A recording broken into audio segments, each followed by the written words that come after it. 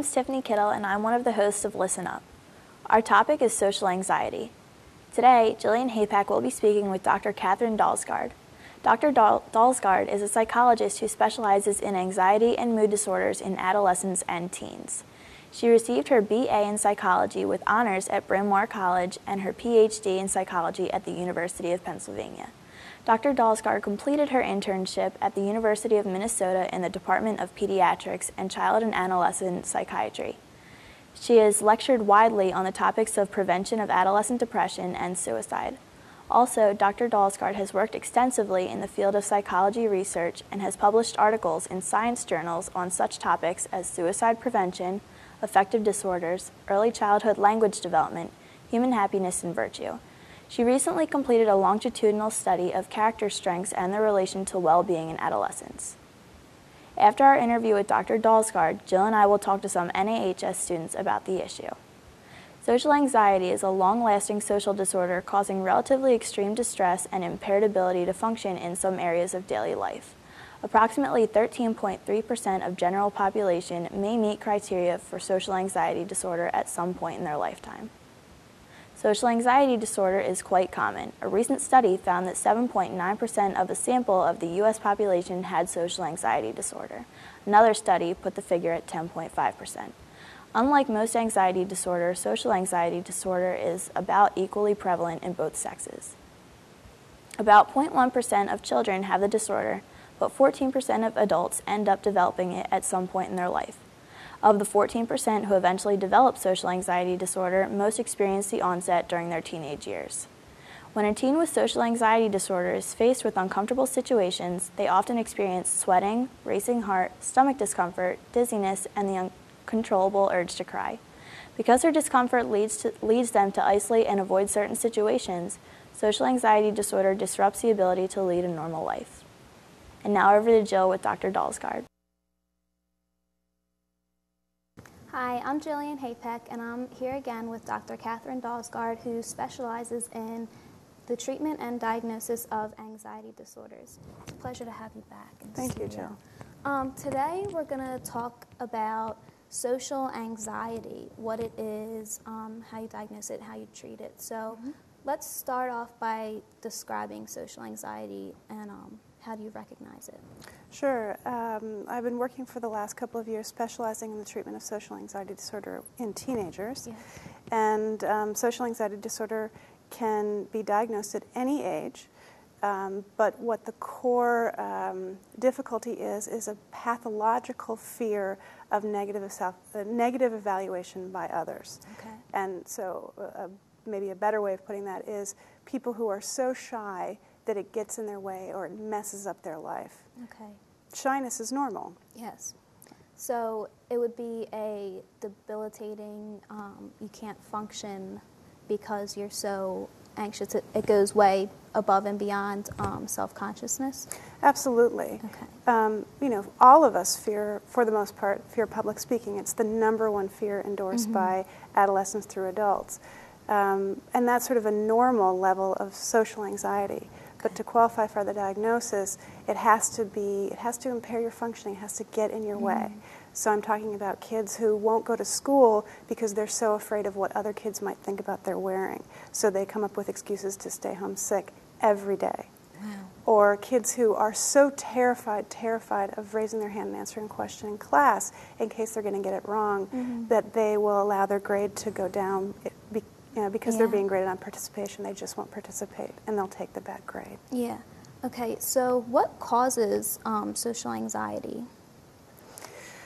Well, it's thought that there are two main causes. The first would be straight genetics. Okay. So if one's parents or grandparents or someone in one's family has an anxiety disorder, then they can pass that down to you genetically. Even if you're adopted and never grow up with those people, you have more of a chance of growing up to have an anxiety disorder. Okay. So that's one way.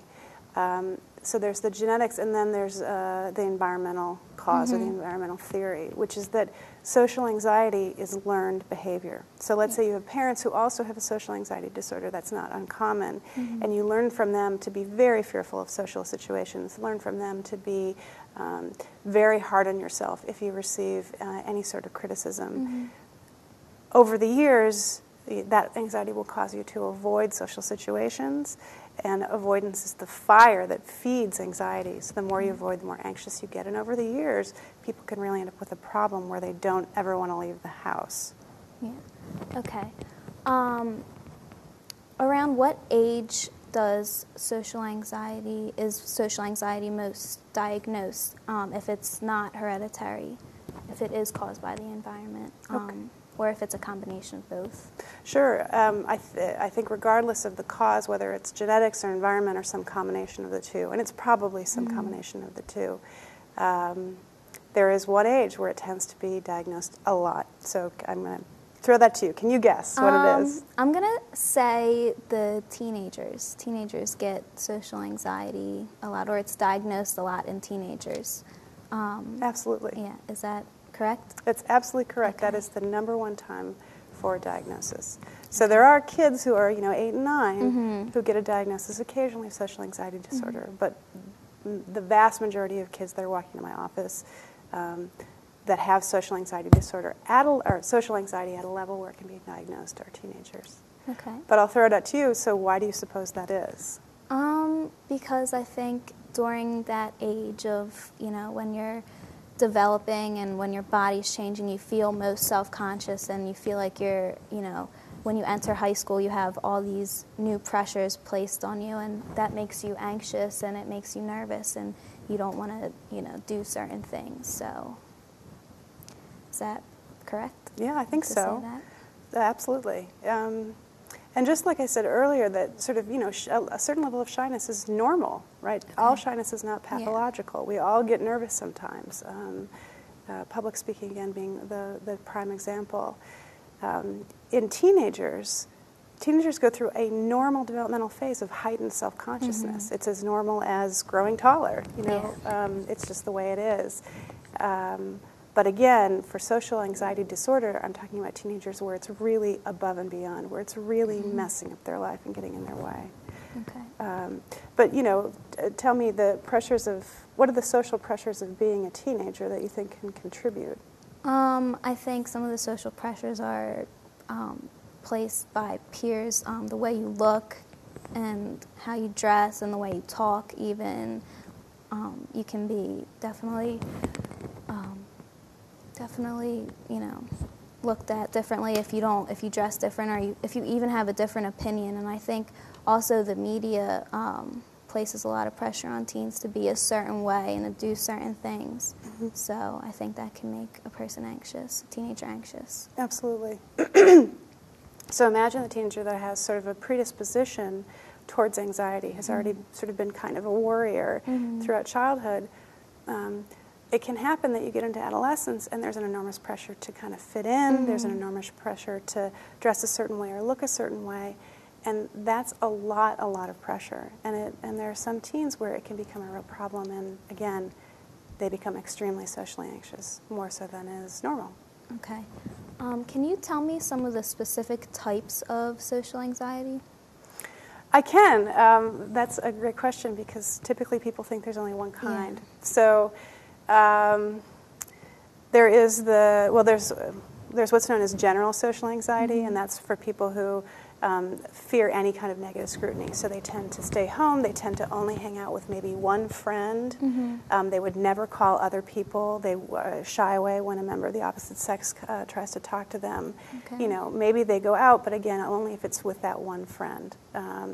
Or maybe one or two friends. They don't like to meet new people because they're afraid of what people who aren't safe are going to think of them. So that's a more general kind. And then there's the very specific kind, which is simply the fear of public speaking. Okay. And there are people for whom the fear of public speaking, they don't have a problem socially, but public speaking is so frightening that they will, say, fail a class where that is required. Public speaking is required simply because they are so terrified and the terror feels overwhelming to them. Okay. Now, what is a panic disorder? And what is the difference between a panic disorder and, say, a social anxiety disorder? Okay. So panic disorder, a panic attack is a physical cascade of it's a cascade of physical symptoms that occurs typically out of the blue. So people who are just walking down the street and all of a sudden their heart starts pounding and their blood pressure races and they feel like they're dying or going crazy and they have no idea why it happened. They're just, walking down the street. That's a panic attack. And if people who have panic attacks start to not leave the house because they're so afraid of going out and having a panic attack and having no one there to help them, that's then called panic disorder. Okay. Now, with social anxiety, people often won't leave the house either, but not because the fear is, I'm going to go out and have a panic attack. Okay. And I'm going to lose control or go crazy or die right there in front of God and everybody. It's more, I won't leave the house because the house is safe. There's no one judging me in the house. So if I stay in the house, no one will see what I'm wearing, or no one will hear me say something stupid. Yeah. Right. And so that's why. That's the difference. Can a panic attack be brought on by social disorders? By like social anxiety, can you, I'm finally getting out of the house, I'm finally okay, and all of a sudden here I have a panic attack. Can that happen? Yes, brilliant. It actually can. And so you're asking these questions that are very high level. Professionals, you're welcome. Professionals like myself sit around and we debate this, this very point. So yes, it is possible to have social anxiety, right? You force yourself, you say, okay, I'm going to go to the dance. My parents have been complaining that I never go out with friends. I'm going to do it. I'm going to put on a dress. I'm going to go to the dance. And then you're forcing yourself out the door, and you're so anxious that all of a sudden your heart starts pounding, and your body goes into a full-blown panic attack mode.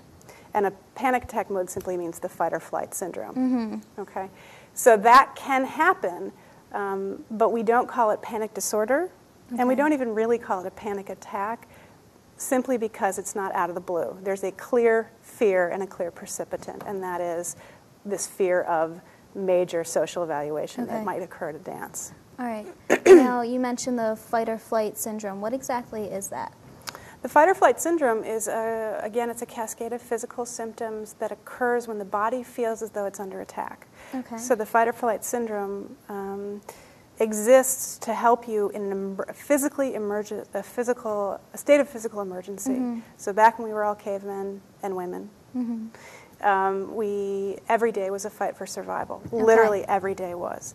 So the people that survived were the ones that had a body that when, the woolly mammoth, the tiger was chasing them, had this cascade of physical symptoms, the pounding heart, the racing blood, that would help them to run faster. The adrenaline. The adrenaline, right, or beat off the tiger. Yeah. Nowadays, we really aren't in physical danger for the most part. So if you've ever sort of almost had a car accident and you brake and you just and you feel that's a panic attack. It's not really a panic attack. That's the fight or flight syndrome. Okay. But that's the way a panic attack feels for someone out of the blue, and that's why they can be so debilitating. Because imagine feeling that level of physical arousal and discomfort when you're just walking down the street. Yeah. Or when you're thinking about going to the dance, the dance is not going to kill you. It may feel like it will, but it's not going to kill you. It's not a life-threatening situation. For somebody with the disorder, it might feel like it's going to kill them. Exactly, and their body responds in kind. All right, we're going to move on to treatments and if somebody came into your office and was like, I can't leave my house because I'm just so nervous that people are going to scrutinize me. What's the first step you take? Well, the first step I typically take is to talk to their parents, because it's almost never the case that an adolescent comes to my office by her or himself. Okay. Usually their parents are dragging them through the door because, of course, the big fear of social evaluation is paramount. They don't know me, and they think, she's never met anyone as stupid as I am or has this anxiety. And, of course, the answer is, honey, I've seen 100 of you. So you're no different. Come in the door. So the first thing that I do is I typically try and normalize it for kids. And by normalize it, I mean, look, this is a specific problem that, 10% of kids can have. It's the most common disorder. Here are all the symptoms. And typically kids will start to realize that I've seen this before and that they're not that different. So they start to relax. Okay. The second thing is we talk about what kids are avoiding. Okay. So I can give you the primary things that kids tend to avoid are asking for help in class, raising their hand to answer questions in class, calling up a friend to ask them to get together, going out to a new social situation where they won't know anybody, using a public restroom, not because it's icky or gross, but because they're afraid that people might hear them. And right. So I have kids that hold that hold it all day, so that they can race home and go to the bathroom at home because they're so anxious about what people might think. It's I mean, it's hell. There's no other word for it. So where was I? The first thing I do, I ask what they're avoiding. Can you tell me other things that you think, I'm sure you know socially anxious teens, what they tend to avoid? Just public situations in general, I've noticed. But how do you go about treating that? Sure. The way that I treat it is I encourage the kid and help them to stop avoiding situations that scare them. Because the main thing that keeps social anxiety going is I'll do it and it will be incredibly embarrassing. So I'll ask the Starbucks person, I'll give the Starbucks person my order, and it will be so embarrassing because she'll hear my voice shaking. So what we might do in a session would be to walk around the city for an hour and go to every single Starbucks and have my patient order a coffee. And the first time it's very anxiety-provoking. The 10th time she does it, pardon me, the 10th time she does it, she realizes, oh, you know what? Nothing happens. It's really not that bad. And then for homework, I might say, okay, three Starbucks a night. I don't care what you do. I don't care what you do with the coffee, but you have to go and order just to practice. And that's sort of the way the treatment goes, which is I help them to overcome avoidance and to start getting out there and doing stuff. Well, Dr. Dalsgaard, we are just about out of time. Thank you so much once again. You're very welcome. My pleasure. Awesome. Thank you. Hi, I'm Tiffany Kittle, and welcome to the group discussion.